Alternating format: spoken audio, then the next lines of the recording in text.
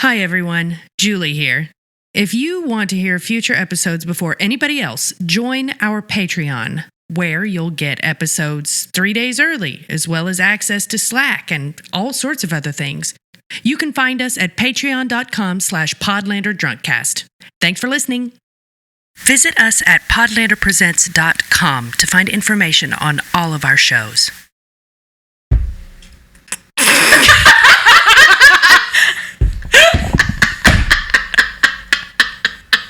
Guys, Julie said reminder.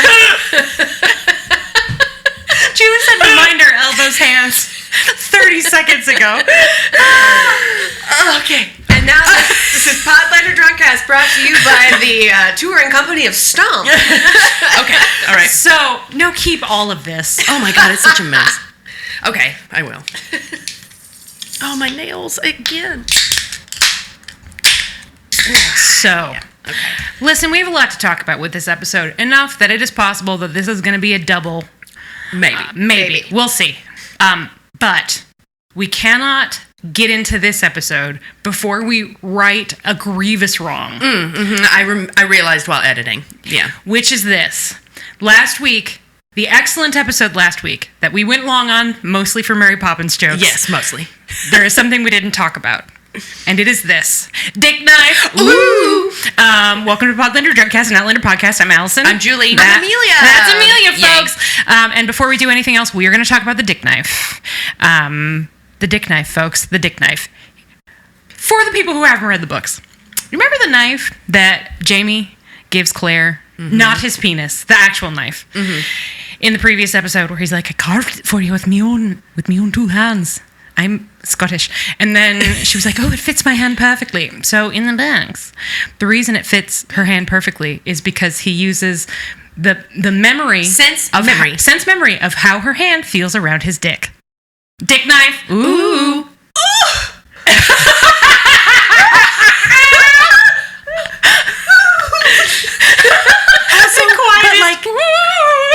How does that actually work? Like let's just in our mind palace think about Hey, Neil! how do you call Neil, something? come here! How do you translate a memory into a shape? You know what I mean? Like, how does that... Well, bewildered. I'm actually crying a little bit. Okay, here's the thing. First of all, I need you to remember that a hand job saved his life. That's true. I mean, it was an important hand job. Neil, What's up? do you... This is a very personal question. You can decline and we will cut this if you want. Do you think, if forced, you could recreate the grip of Julie's hand based on the knowledge of how it feels around your dick? Like if you had to carve... Like, can I hold my dick the way Julie does? I mean... What an excellent question.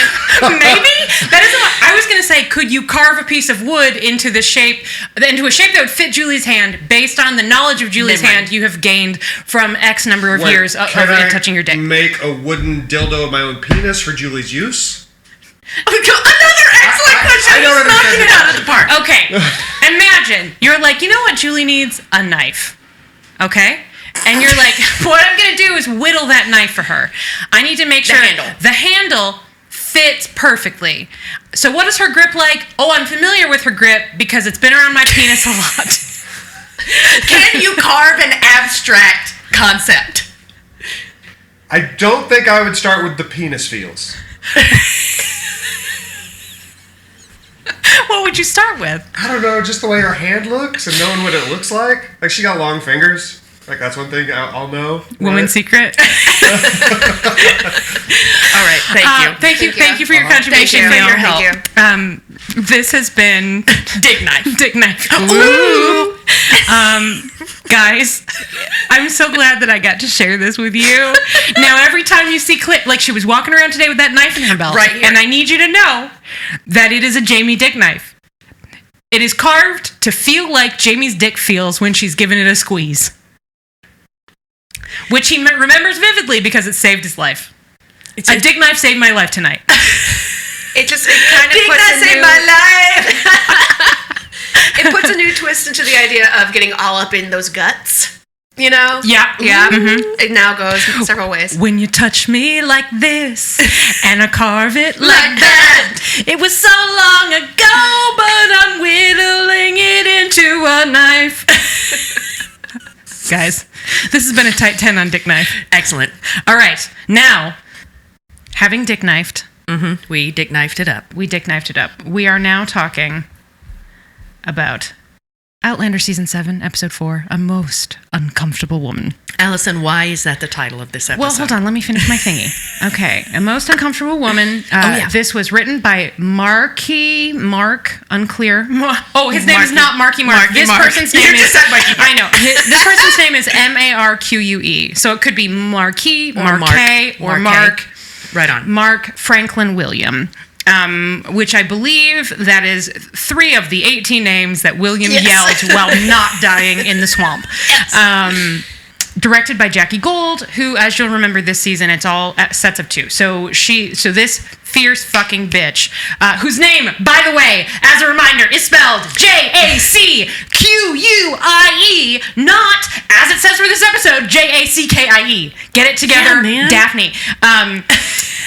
Jackie Gold directed the excellent Death Be Not Proud, as well as the excellent, spoiler, A Most Uncomfortable Woman. Good job, bitch. You are good at your job. Thank you.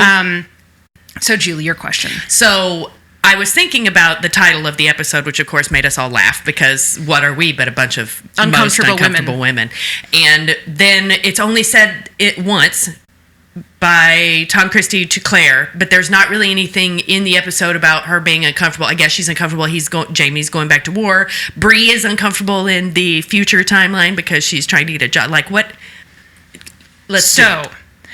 When Tom Christie says a most uncomfortable woman, he's not saying she's uncomfortable. Mm-mm. He's saying she makes him uncomfortable, right? Mm-hmm. And this is an episode with 3 women who all have that quality. And they are all beloved, spoiler, obvious sex eyes, right? Yeah. Of prominent male characters in the Outlander cinematic universe. So there's Claire, who, in this case, is actually made uncomfortable by what we must say is a non-consensual kiss. Yes. However,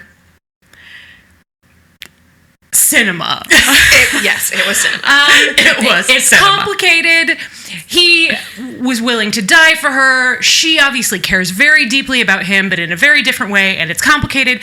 And yes, she didn't want him to kiss her, and yes, she didn't like it, but also she did not pull away because she was shocked. And it's there's a lot of emotions. It's a sea of emotions. Mm-hmm. Yeah, we'll get into it. It's like mid-career Beck. Lots of feelings. Sea change. It's a lost cause, baby. It's a lost cause. So there's one uncomfortable woman who is made uncomfortable. And she's going to war. She's marching right at the head of Jamie's militia with him, right? It's classic Claire. This is not a Claire-heavy episode. Mm-mm. But it's fine, because we know she's the most uncomfortable woman. I cannot wait to talk about that scene. That's 1. 2, Brianna, who, I'll remind you, says in a job interview, and what about the plant inspector position requires a penis? Excellent and question. then he says, who knows, some bullshit. And then she's like, so you routinely hire men who assault women? And he's like, no. It's just, it's complicated work. It's a tough environment. So your plant is built in a state of disrepair, right? Like, every single thing. She's very polite. She's wearing a fetching skirt. I also can't wait to talk about the costumes. But she's like, no, denied. You don't understand how much bullshit I've put up with men. I traveled in time, sir.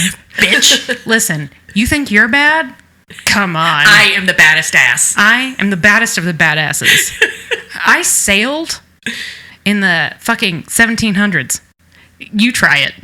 Try it. I sailed across the ocean. I invented matches.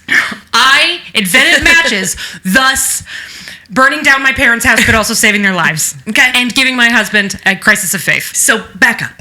Right? She also, we must acknowledge, makes Roger uncomfortable. We'll get there. Mm-hmm. Roger.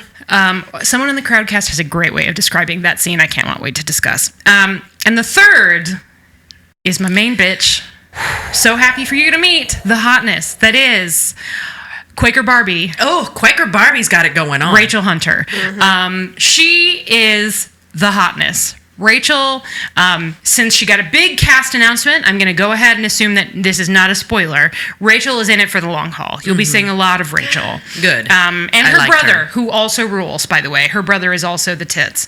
So, just not as... He's not as much of the tits as Rachel. Rachel is really the tits. So get used to those characters. So, A Most Uncomfortable Woman, 3 storylines. You're right. That all include an uncomfortable woman. Whose directness is... Ian is really like, you remind me of my aunt. Did you know she travels in time? Whoops. Oops. Even Rollo was like, I'll stay. Hey, you got any treats? I have when we get to that scene, there's a very particular performance that she reminds me of that I think is really great. Love it. Also, shout out to Mandy, an uncomfortable woman in the making. Yes. You're right. A woman who, sorry, in her little suspenders, love it. She's not also sorry. like, my brother locked me in the priest hole, love it. I got some time to myself. Why don't you go ahead and keep locking me in here? Oh no, I'm so sad. Jim, how many times have I told you not to lock your sister in the priest hole? She's like, I'm fine. Yeah. I like it. Leave me in here. It's great. I'm away from you and your sad boy antics, Dad. Yeah. Okay. I think, as usual, the best way to approach this is to go story by story because we have 3 distinct plot lines here. I think that they all rock. Who am I? I think that they are all too legit to quit. I'm very excited to talk about this episode because my TV critic brain is just going ding ding ding ding ding ding ding ding ding ding. Woo. But first, yesterday I was walking down Broadway in ye old Chicago town with one Amelia Bazell. Me. And she, not hours before, was like, I can't do the episode tomorrow. I have a birthday party.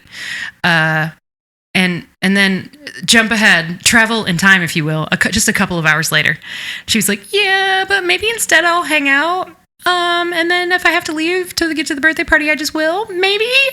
So Amelia, please, first of all, share with us the assessment you shared with me of why this episode is so good. And then if there are specific things that you wanted to cite, your reasons for absolutely needing to be here, hit us. Yes, I described it to Allison as interesting plot, absolutely soaked, dripping with hot piss. A golden shower. A consensual golden It's shower. a hotel in Russia. That's a timely joke, folks. Yeah, I mean, the Mark Lewis Jones of it all. Oh, we'll get there. Oh, we'll get there. And then I think there's just enough, spectacle. Not that we love some of, the whole lighting people on fire thing. Yeah, we didn't love the pus. I loved the pus. I'm not going to lie. Oh, my God. Even when it was problematic, it was cinema. It was cinema. It was cinema. It was cinema. And we come to this place for magic. Demi knows there's magic in the world. To laugh, to cry. Did I tell you I bought that dress? I did, right? Oh my God. Fashion Brand Company has an AMC Pledge dress. It's like a little black ribbed mini Does dress. that have the words on In it? sequins. The entire thing in rhinestones all the way down the front. And I bought it. Oh, my God. Listener, I bought it. Yeah. And you know what? Oh, my God. I look fucking hot in that dress. Yay! I'll wear it to a live show, maybe. Okay. So, yeah. Lots. Were there other things? I mean, there are other things I want to talk about, as we get into Get it. through there? Yeah. But yeah, happy to be here. Thanks for letting me crash the crowd. You can crash anytime. Yeah, whatever. You're Okay. in this. Let's You're start. in this gig. Oh no. Let's start with what is ostensibly the main storyline, but is the most, let's move the story forward so we can get to the next thing, which is why are they not on a boat to Scotland, basically, is what's happening here, with a little side quest to complicated, non-consensual kisses with one of the finest underrated actors of our generation. Agreed. So, Claire and Jamie and Ian, they're road tripping. At the very beginning, you can tell it's been too long. They are cranky. They're cranky and it's cute as fuck. Everybody needs a nap. Everybody needs a shower. It's like when you're 3 hours from home after camping. Yes. Oh. It's that. You're like, there's a shower ahead, and the fact that I haven't had it yet is making me crankier. We have to stop at Culver's. Taste how much we care. So, Do they serve apples at Culver's. You can probably get an apple-flavored custard or a milkshake. Which Jamie would probably prefer, honestly. So Jamie is very concerned about the scurvy. I'll believe it when I see it. He's in that mode. So he's searching through Claire's purse. Yeah, man, don't touch my fucking... The moment she goes, what are you looking for? I'm like, God damn, I've been there. Yeah. Who among us? But one Mr. Neil Starbird no longer touches my purse without my permission. We laid that law down. It's like, that's my spot. Get over it. So he's looking for an apple. He's like, and she says, how is it? And he goes, delicious. Did we love it or did we hate it? I loved it. Like, I'm glad he didn't say, like, oh, it is sweet like honey and also crisp. It's honey crisp. But, like, I just felt like it was, like, a weird Red Delicious joke that kind of pissed me off. I didn't take it that way at all. I read it as straight passive aggression. Like, what he actually wants is a steak. Yeah, he wants a meal, but Claire has long established she's not a great cook. And Ian just killed their housekeeper, folks. Yeah. So they've just been eating like apples and wild onions and hardtack, and they're not even on a fucking boat. You know what I mean? So I would have settled for like toothsome. Toothsome. Or just some word that is not an Apple brand. I liked it because of the way he said it. Mm-hmm. Delicious. Where she's like, yeah, ha ha ha. Scotsmen hate fresh fruit, because because they hate joy. Is there a purer joy in the world than biting into a really fucking delicious apple? I love it. I don't eat them enough. I love apples. I love apples, and same with orange. You know what's great to eat high? A fucking orange. The peeling. You get the peeling. You get like the little bursts in your mouth. Ah, yeah, little juice sacks. Pop, pop, pop, pop, pop. All right, that does sound pretty good. Yeah, but you know, apples also great. So she gives them some cheese. They have a little banter. It's very cute. And then Ian loses his mind. And then somewhere a man in a bear costume steps on a twig, and Ian. Listen. Here's my secret. I'm always anxious. Mm-hmm. I related to this scene a lot, and I haven't even been threatened by a surly Scotsman who stole some gold. Scary old man. Yeah. I get it. So Ian is has a one-way round trip ticket. That's both things. He's in Paranoiaville. Yeah. Mm-hmm. He's wasting away again in Paranoiaville. Amelia is just, now she's like, fuck, I'm going to have to learn how to play Margaritaville on my melodica. Yeah. I might draw the line at Margaritaville. Well, but I already have to learn how to play the fife. Yeah. So might as well learn Margaritaville. I guess I got to get to this birthday party and leave. I got a lot of work to do today. Okay. Do we have any thoughts about these early days? About the early? No, it sets us up nicely because we're on the road. We know we're getting there. We learn something about Ian. It's great. We get to town and then, oops, plot stopped. Yeah. So, but yeah, it's just a good introduction. Yeah, and they have the vacation grumpies, which I loved. Mm-hmm. Understandable. And then Jamie reassures Ian, listen, Ian's concern is that Arch is going to kill one of them because he's going to kill someone Ian loves. Mm-hmm. And Jamie is like, I'm the Scottish Terminator. I'm not sure what you're concerned about. Yeah. I once killed a man in a bear suit. Yeah. It sucked, but I could do it again. And so the man in the bear suit slunks. He just slinks away. Ooh. Homer Simpson's twig. backwards through the trees. Totally. So they arrive in North Carolina, wherever the fuck they are. They're on their way to New York. They're somewhere doing something. And they run into, hold up, I looked it up. What's his name? His name is... Oh, those are all actor names. Harnett. Cornelius Harnett, who you'll remember from him suspecting that Jamie was not a true revolutionary. So then Jamie was like, try me. The cops are coming. You don't understand. I'm a great liar, and I am 900 feet tall. You scamper. I'll cover for your ass. But first, I'm just going to gaze into this jar of balls belonging to a dude who sucks. R.I.P. And somewhere right now, that jar of balls is being fucked. By a man with no balls. By a ghost with no balls. Anyway, Cornelius Harnett shows his appreciation by saying, join up or die. Yeah, hey, So we need some soldiers for the Revolutionary Army. You Get in? it? And Jamie's like, nope, got to take care of some family shit. See He's ya. like, no, I think you misunderstood me. I think you're in. You saved my life so that I could do exactly this. Enjoy your time fighting Jamie's like- for independence. Jamie's like, oh, okay, again, at least I know this side. We will win. But weirdly, I have to admit, I think he was a little bit kind of like about it. Like, oh, well. Well, right? the other choice is to spend. Claire says you're about to spend 3 months on a ship. You know what? Excellent point. Yes. Excellent point. Jamie's like, oh no, we can't get on a boat to Scotland. Oh no. He wants to take Ian back to Jenny. He does. But I think it's like when you're like, okay, today's the day. I'm cleaning my whole apartment. And then you realize that you're out of like vinegar. You're like, oh no, can't clean my whole apartment. Yes. We've all been there. And you're still grumpy about it because you need to clean your whole apartment. Oh no. Not today. Yeah. All right. So Claire and Jamie and Ian have a chat about it. Claire's like, well, obviously I'm coming with you. I wasn't prepared to fight a war today. And our house just burned down. So let's do this. I don't have any of my rattlesnake syringes. I've got some doctoring to do. But it's like, I'm going to come with you. I don't know if you know this, Jamie. I'm the best doctor in the entire universe. No one will top me for at least 100 years. Probably more. I cannot wait till we get to this guy who is just going to be a dick to her. I just cannot wait for him to taste something. I can't wait to see her take him down. I can't wait for her to say, and what part of doctoring requires a penis? Yes. Yeah, it's going to be great. And then Ian is like, yeah, me too. And Jamie says, no, go back to Scotland. And Ian says, loophole. You promised my mother you'd bring me back sometime. Not today. I'm going to go see that asshole and I'm going to tell him that I used to live with a Mohawk and maybe I'll be able to talk. That also is like...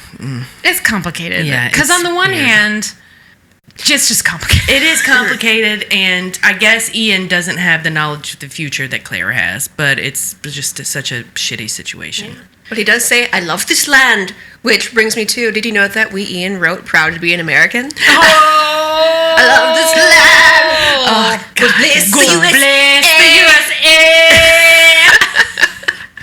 USA. Ugh. Yeah, yucky. Did you know that Ian also invented braids? His hair was looking especially sharp. He was looking specifically hot this episode, Yeah, and he's I hot. do not know if it was just that he is hot, because he is, He is hot. or if it was the reflection of his hotness next to the reflection of the hotness of Rachel. Like, there was something there that just made him, like, extra hot. Zing. I Yeah. would bet good money that young actress was like in the running and then nailed it on a chemistry read, right? Like brought I would bet money. They brought John Bell in and they read together and they got 2 words in and they were like, sold! Yeah, part is yours. It's like when they brought John Hamm in to read for Don Draper and they were like, this guy who does little comedy bits, I don't know about this. And then he opened his mouth and they were like, yep, John's yours. Only in this case, it was because of sex eyes. Actually, also with Don Draper, also probably Sex eyes. required sex eyes. But just with America, Yeah. the advertising industry, Coca-Cola. It's because John Hamm made sex eyes at Coca-Cola. That's why he got the job. That's canon. So that is basically what sets us off on our second storyline. We've got Claire and Jamie joining the army with a little scene we'll be talking about. And then we've got Ian hiking through the woods, ending up in a buddy comedy he didn't anticipate. But let's finish off with Claire and Jamie. Because really, whatever Fort Ticonderoga, we're getting there. I can't wait to talk about that set. But that's not why we're here. Why are we here, folks? Oh, because we want to talk about Mark Lewis Jones. Welcome to Mark Lewis Jones Cast. Yeah. We should start one. I'm Mark. I'm Lewis. And I'm Jones. Great job. Amelia had to point at us so we knew when it was our turn. Conducted that flawlessly. Guys, He's so good. he's so good. And he's so great good. with Katrina. Like, they're great together. We have been saying for many, many, many, many, many seasons, let Outlander be funny. It's probably our fault that Claire talked to that coconut for so long, in fact. That was funny. It was funny, but also, sorry. Yeah. Sorry you had to do that. Sorry about Coco. Why couldn't they name Coco the coconut like Paul? It is a little on the nose, no? Yeah. So Claire's just walking around buying simples, one assumes. Do you have any razors? Do you have any scalpels? Do you have any Ether. penicillin? Do you have any bread that's already moldy? Yeah. When she bumps into someone, literally bumps into someone, classic meet cute. And it's Tom Christie. It's Tom Christie. And then magic happens. And we thought he was dead. He's not dead. He's not dead. And still very, very, very much in love with Claire because he thought she was dead. And now this is like, to him, a miracle. It is so good. He just goes for it. And it's not... He's not like sticking his tongue in her mouth. No. It's almost like a worshipful. Yes.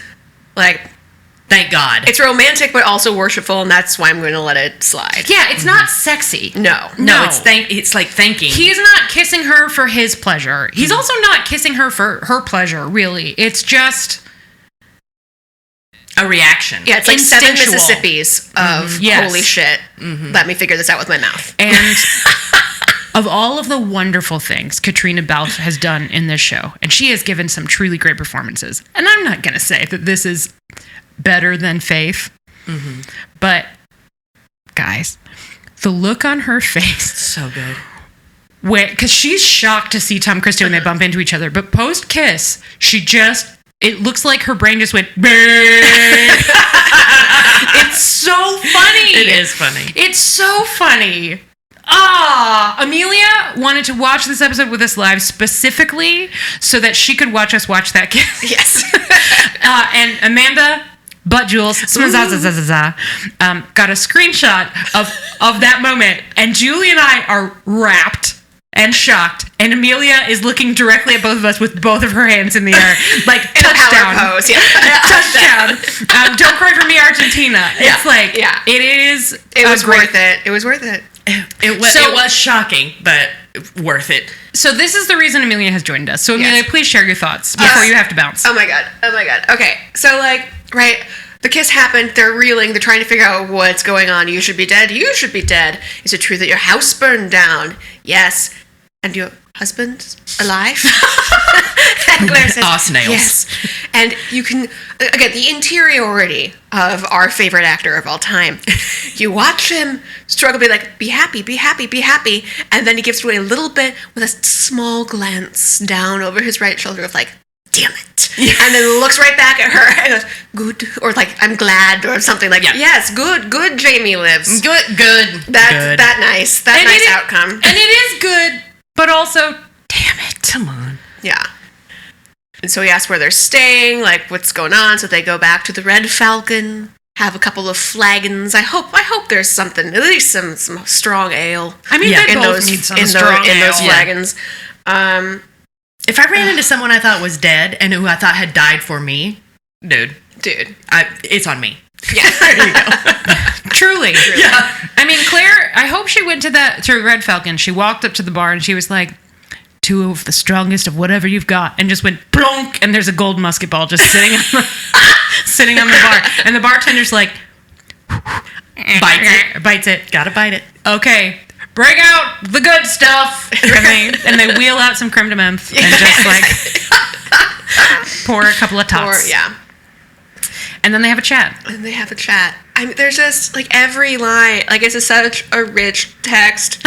Our best friend, Marquis, you nailed it. You Yeah. nailed it. Not a single stinker to be had, or like, as I like to call it, based on White Christmas, a Vermont volleyball. Whenever something is like deeply overwritten, it's a Vermont volleyball. This is the thing that Bing Crosby says in White Christmas, and it's the most obnoxious thing I've ever heard. Okay, it's like I didn't even write down the entire scene, although I watched it I think like 4 times because it's just so fucking good. It's very good.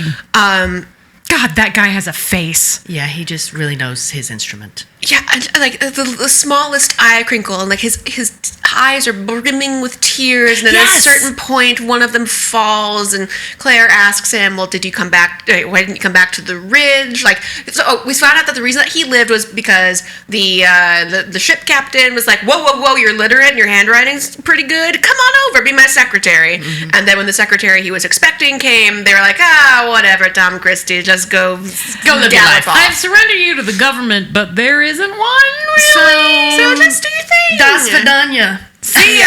See ya. Thanks for all the pretty handwriting. Mm-hmm. So the reason he didn't come back to the ridge, he says, I inquired and heard my son had left never to return. And that's when Claire's like, boop. Yeah, that's Claire's time to look down. That's Presbyterian for dead. Yeah.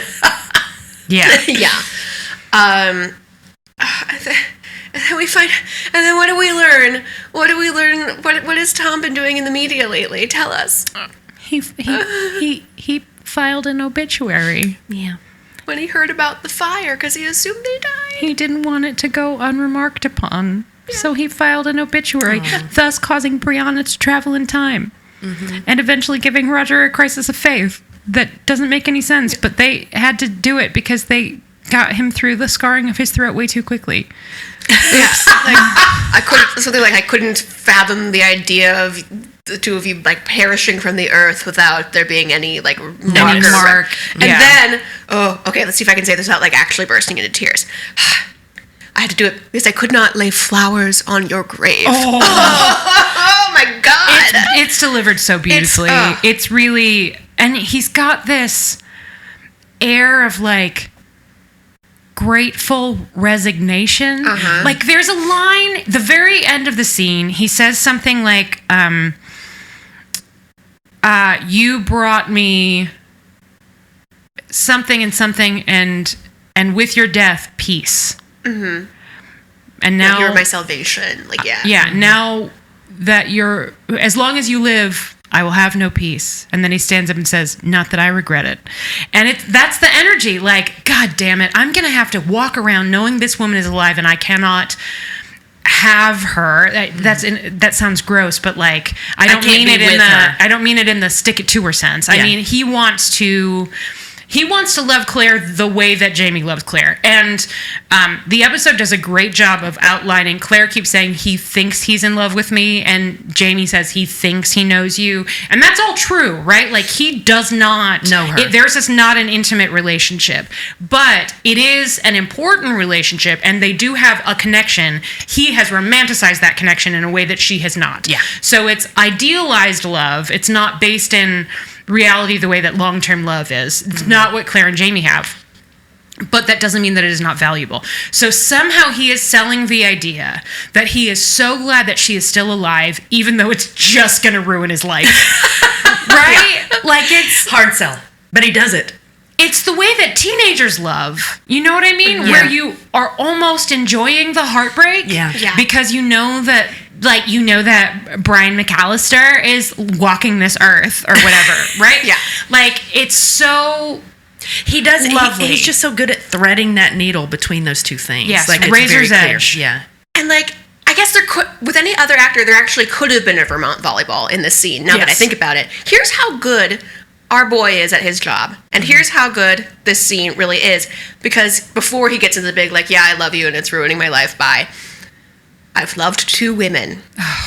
One was a witch and a hooer. And people said that you were a witch. And, like, we've heard him say that before. It doesn't get any less heinous when he does say it.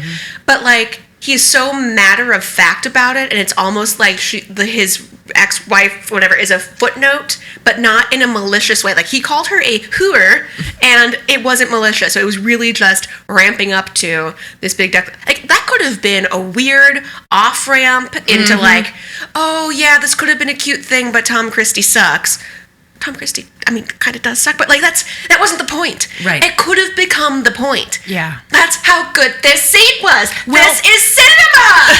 Because as we kept saying throughout the episode, the patriarchy harms us all. Yes. Right? And it should be noted that, at least according to Tom Christie, his wife, A, didn't love him, B was a witch, and or at least wanted to be a witch, and of the Gala's Duncan variety, where it's like, I'm gonna make shit that's gonna fuck your life up, right? And we know that because of Rachel and her little charm, and then also poisoning them. Poisoning them. Not Rachel. You know what I mean. Not Rachel. I've got Rachel on the brain because I can't wait to talk about Rachel. Me too. Me too. But she also, according to Tom Christie, killed his brother. Yeah. Right? Like, had an affair with his brother and then killed his brother and then was put to death, and her fucking shitty sister made her children watch. So, like, this lady was maybe bad news. The patriarchy just makes some of us bad news. Some of us have to become bad news to survive. So it is not, we don't know anything about her, nor do we know her side of the story. But he at least thinks that this is a person who used him and hurt his children and betrayed his trust and then hurt his brother and then died. And that's rough. But despite that, despite believing in his little terrified Presbyterian heart that she was a witch and that Claire could also be a witch, he doesn't care because he just loves her. Mm-hmm. He loves her. Also, we shouldn't skip this. Claire, because she cannot fucking resist and I told you so. This is so in character. Oh, yes. Tom Christie's like, oh, well, you know, he figured out I could write, so he gave me a gig and kept me from the gallows. Claire's like, oh, so I saved your life too, huh? Because you didn't want me to perform surgery on you, and it took like a really long fucking time for me to talk you into it, and finally you were like, fine, okay, I'll do it. But only because your husband out-machoed me, so like, yeah, go ahead, fine, ow, ow, ow, ow, but look, I'm real macho. And then he could use his hand again. Mm-hmm. And he says to her slightly catty, can't resist it, Barb, he says, we've taken turns saving each other's lives. Truth. Because he acknowledges, yes, you did. You saved my life, and then I saved your life. And then you saved my life again, just by existing.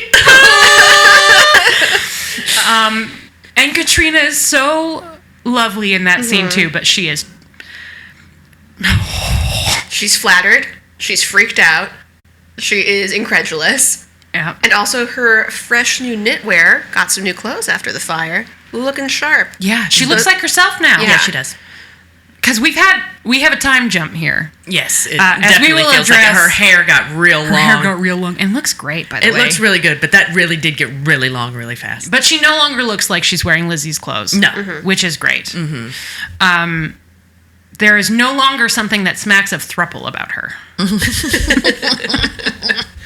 She's a one-woman man. To Tom Christie's great chagrin. One-man woman. Yes, to Tom... It's just a great scene. I assume that is actually a wrap on Mark Lewis Jones. Thank you, but sir, if they for your excellent work. Come up with some reason for him to show up again, I will not complain. No, me neither. Anytime an actor of that caliber, you get to see them in such, like, a fascinating character. It's just a joy. It's a joy to watch. Yes. He's really, really good at his job. We love you, Mark. Call us. We love you. Truly, call us. Mm-hmm. We'll pepper you with very flattering questions. Yes. Yeah, and probably, And I'll probably cry. inappropriate ones. And we promise not to ask you any questions about dicks or knives. Well, speak for yourself. Okay. And then they vamoose off to Fort Ticonderoga. Okay, so... Mm-hmm. Oh, no, the sex. Do it scene. Sure. Mild sexual content. Mild sexual content, but very nice and gentle and It was cute. very hot. It Hot. was very cute. Yes. It's cute just... and hot. Yeah, it's old married people that have been married and done it a long time, playing with each other sexually, talking, it's undressing each other. Mm-hmm. It's very nice. I liked it. Yeah, they're teasing each other. They're poking at insecurities that should be insecurities but aren't anymore. It's just been too long. Like, you were jealous of Leary. And she's like, yeah, okay, I guess I was jealous of Leary. I was. But that's because you accidentally became a bigamist. And can you blame me? And I mean, like, also, she tried to kill me. She tried to kill me? Yeah. Just a little reminder. Yeah, but While he's slowly peeling off a sock. I swear to God, that feeling. Now, first of all, those socks were fire. Yes. Those wool socks up over the knee. With the ribbon. The little Yes. ribbon. Fire. cozy with garters. Yeah. Come on. Come on. But the feeling of pulling a sock off like that and has somebody else doing it for you. Yes. Oh my God, unmatched. I love that That's feeling. a good feeling. I love that feeling. Yep. Very hot. But you may ask yourself, how did we get here? It's because Claire came home and told Jamie Immediately. Yeah. And he- Tom that- Christie just fucking kissed him. And the teasing begins with, did you like it? You did like it. No, I didn't. I didn't like it. And then Jamie, again, let Outlander be funny, has this moment of, be touched against your will. I'll have to kill him then. And Claire's like, oh, ho you. And he's like, yes. Yes. Joking. Definitely joking. Kidding. For legal reasons, this is a joke. I mean, Jamie obviously would never. Here's the thing. If anybody can sympathize with doing incredibly stupid shit out of love for Claire Beecham Randall Fraser, it's James Fraser. Yeah. He's familiar. Yeah. He's done a lot of stupid shit because of Claire. And for Claire. And with Claire. And also sometimes against Claire's wishes. But mostly. Yeah. But mostly, she'll be like, I got myself captured. And then he has to climb a fucking castle window, right? Just base rock climb that shit. Yeah. Yep. Like, how to get up there? I don't know. Take your hands off my wife. He's there. Big note about this scene, which is they're talking about all of the shit they've done to each other in bed, right? And he's like, you stabbed me. She says, no, I didn't. He says, yes, you did with your wee needle. And then with a rattlesnake fang. And they have cute banter about getting syringes in butts. I was in bed. I wasn't. Very cute. At no point does he say, once upon a time, you were riding me like a, what do they call those things that you go to at cowboy bars where you sit on the thing? Mechanical bull. Yes.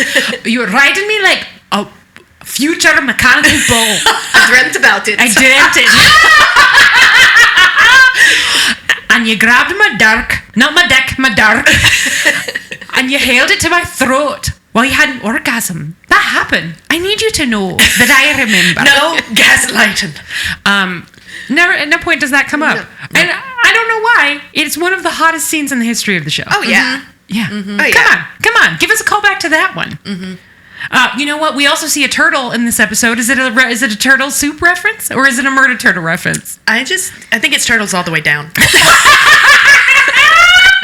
Well done. A+. Or it's sort of like how, an uncomfortable woman makes someone uncomfortable or feels uncomfortable. The turtle is murdered to be made into soup. Yes. Uncomfortable. That's Or uncomfortable. murders us to make us into it's soup. uncomfortable, but delicious. Do some. And then we get a great shot of them fucking in the mirror. That's one of my. Yeah, that was pretty hot. That's hot. That was the hotness. That was a very hot moment. I'm a little offended that we didn't get a content warning. Come on. Yeah, Come on. Just a little something. Like, I love seeing the word sexual in the under violence or whatever, Yes, come because on. violence is always there. Come on, give us some strong sexual content. It doesn't need to be naked. Someone on the Crowdcast informed us that there are people on the internet who are like, not enough skin. And to which I say, Google pornography. Yeah, go watch some porn. Like, truly, if what you want is skin, I am not porn shaming. Go watch porn. Porn can be great. Find some there's some great feminist porn out there, folks. Go find some feminist porn. I am sure that there is Scottish feminist porn.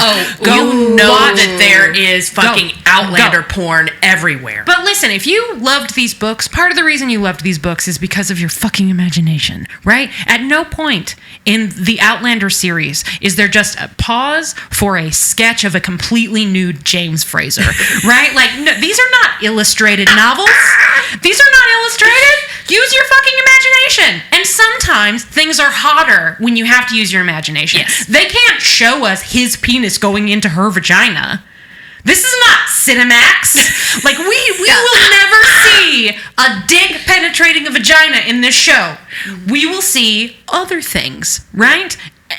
But you imagine it. You know it's happening, even though in reality he's wearing a little sock over his wang and she's got a little like clear underwear, whatever the fuck they're doing. How do they do that? Right? Like, that's how this shit works. It's not real. So use your fucking imagination. It's cinema, not Cinemax. It's very hot. It doesn't matter. That also we got side boob. Like, yes. We got side boob and actual boob from him. It was nice. It was hot. We don't fucking need to see his, thigh... devil horns? Yes, we don't need to see his devil horns. We have seen them. I've heard them called devil horns and Jesus handles. Which one do you like better? Devil horns. I like devil horns better. I always think of them as like Grand Canyons. Right? They're like the Mariana Trench. Is. That's how I think of them. All right, so Claire and Jamie bone. We pull away, and then they leave. Then we get some voiceover about how whatever it's marching people feel feelings, and that's war, where we whatever. see the dick knife in her. And she's carrying her dick knife in her. In her. And every belt. time Jamie sees it, he's like, "That's my penis." And they're marching, and they get to Fort Ticonderoga, of Fort Ticonderoga fame, a very significant base. In the ye old Revolutionary War, the British and then the Americans and then the British, and I tried to brush up my American history while I was on the toilet before we started recording. I could only really skim. However, here's the thing that you need to know. Okay. That fort, I think at this time, but certainly at a prior time, when it was captured under the leadership of one Colonel Benedict Arnold and one Colonel or Captain, can't remember, Ethan Allen. Wow. Yeah. So Ethan Allen tore down the fort, made furniture, and then when he ran out of the wood, made pencils. And that's how we got Ticonderoga pencils. Yes, I think so. I think so. Yes. I think that's historically accurate. Yes. There's a lot of like catty backstory with that. They did not get along. They were both trying to take credit for the capture of Fort Ticonderoga and like wrote dueling versions of what happened and oh no, it got lost in the mail, that kind of shit. So I would not be surprised if we saw either or both of them. I know we're going to see Benedict Arnold. Yes, well, he's been cast. Whether we see him here or not, I'm assuming we're going to see him here, but whether we see him here or not remains to be seen. It's a very important fort. And one of the things that I read in my quick skim, as we talk about this set briefly, is that it was shaped like a star. And the reason, so you said those like the big stone, like pointy outcroppings on the sides, it was like that so that you could get crossfire from every direction. So that no matter where people were approaching from, you could swivel your cannon and get them from every possible direction. Which is cool. That is cool. Also, eventually those cannons will be taken from Fort Ticonderoga to Boston. That's a thing I learned. Thanks, Wikipedia. All right. Go. Here's the Revolutionary War. We're finally here. Enjoy. Yeah. Quote the Raven. Enjoy. All right. So that's our Claire Jamie storyline. Honestly, I think it's one of my favorite sex scenes in the show. For real. I know we don't see... I'm not going to get back on my soapbox, I promise. But I know we don't see a lot of skin, but it's hot. It was hot. And fun. I love playful sex. Yes. Have you seen A History of Violence? No, but Neil loves that sex scene. There are two very memorable sex scenes. It's a Cronenberg movie. There are two it's Viggo Mortensen and Maria Bello. Two very significant sex scenes. One is incredibly upsetting. And it's on the stairs, and it's that, like, we're married, it's bordering on the edge of, is it consensual or is it non-consensual, and they're having an argument, and it's, like, hot, but it's actually not hot. Yeah. You know what I'm talking about. Yes, upsetting. The other one, she gets out her high school cheerleading uniform and, like, cheerleads for him in the bedroom, and it is so fun and playful, and ridiculous, and it's... I think we do not let sex be fun and funny enough in cinema. That is very true, I think. More of that, because sex is fun, so it should be fun. Anyway, elsewhere, before Ian leaves Ian just pieces? Yeah, he's off to see the wizard. That's right. But somebody else is also off to see the wizard. Somebody else is in town. So, little Willie won't go to Dismaltown. Yes, he will. William Ransom Henry MacArthur Park is standing outside a tavern with one of his 127 cousins. Whose name we don't catch. Well, I think I can tell you. It's like Hal or something. No, Hal is his uncle. Hal is his quote-unquote uncle. Hal is... Lord John's brother? Lord John's brother. Who was sort of responsible for getting Jamie out of the Doom Hut, if you recall. Doom Hut. That's all I remember is the song. And that's why Schoolhouse Rock is an enduring force. Okay. That is Henry Gray, played by Harry Jarvis. Okay. He's throwing up. He's not... He's had... hold his liquor? Apparently. Or maybe he's just had a lot. I don't know. Can't tell. He doesn't As waste I was her up. watching, Yeah. I flashed back to a 4th of July where Julie and I had a lot to drink, but only one of us had actually eaten dinner. Yeah. And then I was like, "You okay there, bud?" And she was like, "I'm fine." Yeah. It was one of those. Oh, no. She woke It's up happened. with a piece of bread next to her face. Yeah.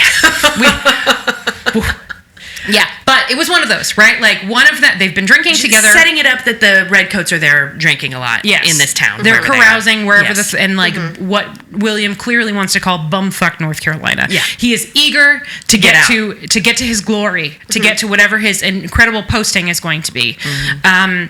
And he's like, "Hey, buddy, you okay?" And instead of giving him water, he gives him a flask. But first, he's like, "You got to wipe your mouth. You got some puke on your mouth." And he pulls down the Declaration of Independence. the fucking Declaration of Been Independence. nailed to the nearest post. How many of those soldiers do you think used it as toilet paper? All of them. All of them. All Yeah. of them. Well, hopefully not that one, because that person then has got puke on their butthole. Yeah. Well, no, that one was that one was pristine. I hope that somewhere in a museum is a copy of the Declaration of Independence, as found in, I don't know, some archaeological dig. I guess when I find a bus pill in my pocket, I've got to take it. Well, that is very clearly a love drop. That is a 1906 love drop. Yes, this is an oral medium, but Julie really did just She did discover just find a it. pill She in her reached into her sweatpants. pocket and pulled, you know what, actually, where's my bag? I respect that bus pill. Thank you. That was All right. well done. So, I wonder, I hope that someday someone is like sifting through some revolutionary bloody blah and it's like, ooh, look, a paper copy of the Declaration of Independence. And then it ends up in a museum and it's like mysteriously stained. And we know It's Dookie. it's beer vomit. No, beer vomit. This guy, right. Yes. So they have a nice chat about all the glory they want, etc. And then they're strolling through wherever bumfuck North Carolina, and they see a real bargain basement Jack Randall kicking a sex worker out of a whorehouse, a kitty hoose. And then he lights her on fire. As a whole crowd cheers on, and they have like, I don't remember what the term is, but there's like a shared terminology for lighting a person with a disease on fire. It's like some sort of ship metaphor. Yeah, I So don't. like as soon as he kicks her into He's like, saying that she has the pox. She's saying she does not. Doesn't fucking matter. Yeah. Don't burn somebody alive. yeah. It's my one complaint about this episode. Yeah, not necessary. I don't mind so much that it happened because Visually stunning. people are cruel. And that was, you get enough dudes in one place and incredibly violent things are going to happen. What I mind isn't that she didn't have to fucking die. Like they could have done it without giving her like a death rattle. You know what I mean? And William is like, I've got to do something. And his cousin is like, no, you don't. And then he's just like 1 Mississippi, 2 Mississippi. And He waits a little bit too long. He waits too long to take action. And then he tries to save her, but oops, too late. And she dies. And then he is very mad about it. And his cousin pulls him away. And that is how William became a spy. Yeah. What? I know. It doesn't make no What sense. about that? What about that action makes that guy think, you know, it'd be good being a covert up? This Like, dude. I believe he left his coat, like that particular Red coat. on this woman's body. Are there no identifying features? Does he not have? Did his mom not Sharpie his name in the back? Like, I don't think all redcoats are anonymous like that. But then they had to flee. You know what? You left a lot of identifying information at a crime scene. You know what you should do? Spy. Yeah. So some guy is like, hey, how about you be a spy? And he's like, no Here's thanks. some letters. I'd rather have some glory. And he's like, yep, sorry. Well, honestly, like father, like son. He's like, oh, that's nice that that's what you want. Here's your fucking job. Yeah, do it. Gives him some letters to, let's see, Tom, Dick, and Harry. William Wordsworth, Michelle Pfeiffer, and President Lyndon B. Johnson. And it's like, dude, those names won't be written down. Memorize them. And he's immediately like, okay, Walt Whitman, President Gerald Ford, and Kim Basinger. Got it. Yeah. And he tells him to, no joke, make his way through the Dismal Swamp. Which apparently folks on the Slack have christened hashtag the Diz. Taking a trip to the Diz. We gotta cut through the Diz. And really William is like, but I want to wear my uniform. He's like, nope, covert ops. So he's supposed to go through the old swamp, deliver these letters, de sooner, de better. and then head on off to New York and meet up with this guy somewhere. And head to Fort Ticonderoga. Isn't think that so. part of it? Or Because somewhere. we're getting the fated meeting, right? That father and son will be in the same place. Yes. So, he's like, oh, yeah, okay, I guess so. And he grabs his horse, who's named Jupiter. Jupiter! And is riding through the swamp when one of the many snakes that has a vendetta against Fraser's is like, and Jupiter's like, no! And knocks William off his back. And William goes full fucking Princess Bride. Boom, doom, all the way down. All the way down the hill. Lands in a weirdly placed thicket of pointy sticks. Why are they pointy? Well, we see one pointy I think maybe it snapped in half. But anyway, he got a whole branch through the arm. And because he does not regularly spend time with Claire, he's like, I guess I better take this out. Yoink. And he just yoinks it right out. And then it's like, that's fine. I'm fine. Jupiter! Jupiter! And then starts walking through the swamp. He does have a moment in that montage of him walking through the swamp where he's like, God damn swamp. And I was like, you know what? Yep, yeah. Respect. I agree. We see a gator. Yeah, we do. Or was it a and piece of I think this is where we see the turtle too, right? I think the turtle's turtle at the Quaker's hunters. house. Yeah, it's at the hunters. It's the sex turtle Maybe. as opposed to the murder turtle. A little death.